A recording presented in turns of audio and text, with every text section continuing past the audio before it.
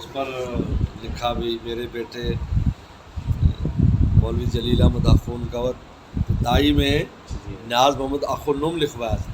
اخونم اب بھی میرے کارڈ ہے میرے پاس، اس میں اخونم فرمایا کہ جو بڑا ہو جاتا ہے تو پھر اخونم، اخون سے اوپر کے اسٹیٹس اخونم ہے.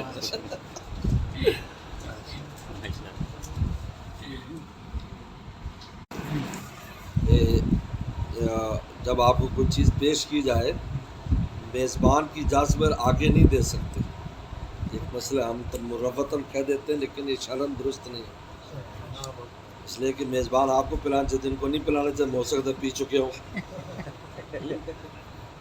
حضور صلی اللہ علیہ وسلم نے مال تقسیم کیا تو ایک صحابی کو نہیں دیا، تو ایک صحابی کھڑے ہو گئے ساتھ، حضرت یہ بھی مومن ہے، اس کو کیوں نہیں دے رہے؟ ٹھیک ہے. آپ نے فرمایا کہ بھائی یہ تقسیم جو ہے اس کے اندر بہت سی چیزیں رکھی جاتی ہیں کہ بعض کو اس لیے دے دیتا ہوں تاکہ مہمان یا اس کا دل چھوٹا نہ ہو جائے اور ایمان کمزور نہ ہو جائے. ایک اس لیے کہ وہ اپنا ہی ہے، اس کا ایمان اس کو سنبھال لے گا. یہ ہوتا ہے. ہمارے حضرت کے ہاں بھی شاہ حکیم اختر صاحب رحمۃ اللہ علیہ کے ہم جایا کرتے تھے، اور حکیم صاحب سے میرا تعلق ہے 1980 سے، اور بنوری ٹاؤن سے میری فراغت ہے. حضرت مفتی ولی حسن ٹونکی کا خاص شاگرد ہوں، ان سے استفادہ کیا، دورہ حدیث وہاں کیا تھا. تو وہ پھر اب اس میں کن کن کو دینا ہے تو فرماتے ہیں ان کو دے دو، ان کو دے دو.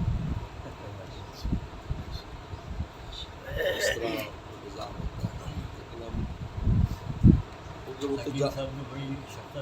بہت جی انشاءاللہ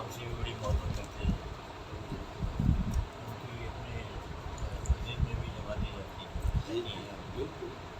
حضرت تو کئی جگہ حضرت کے مواعظ میں بہت جگہ ذکر ہے، اور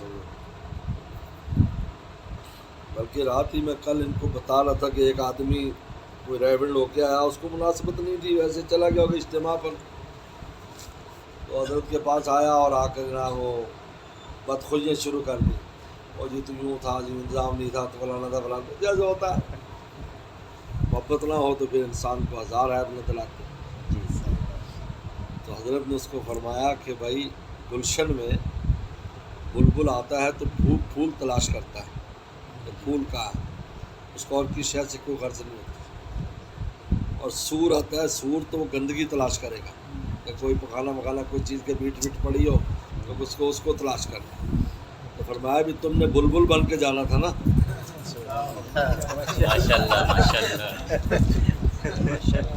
ہم کس کام میں پڑ گئے؟ بلبل بن کے جاتے تو وہیں پر تمہیں جماعت کے بڑے لوگ ملتے، ان کا بیان سنتے، ان کی بات سنتے، بازوں میں آتی. تم اسی کام میں پڑے رہے ہیں، کیا عیب کیا ہے؟ اس لیے میں اکثر یہ بات کہتا ہوں، لوگ یہ فلاں جگہ اتنی اچھی ہے تمہارا ایسا کام ہو رہا ہے. سب سے سخت منافقین مدینہ شریف میں تھے، وسلم کی موجودگی میں تھے. اگر کوئی ان کو جا کر دیکھے تو کیا پھر مدینہ کی کیسی قیمت لگائے گا؟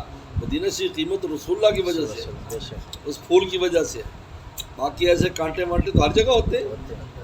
جتنا اونچا کہیں کام ہوگا اتنا اونچا شیطان وہاں پر ایسے اسباب لائے گا جس سے لوگ بدگمان ہوں.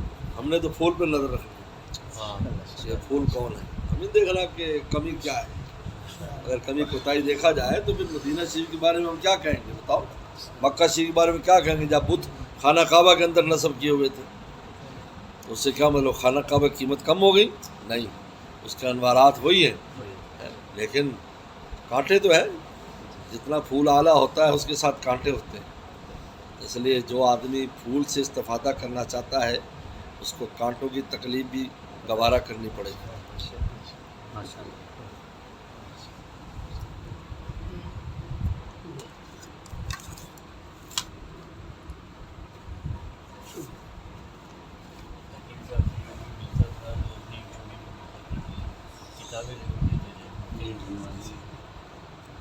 بہت ان کا کتابوں کا بہت فیضان آج تک چل رہا ہے.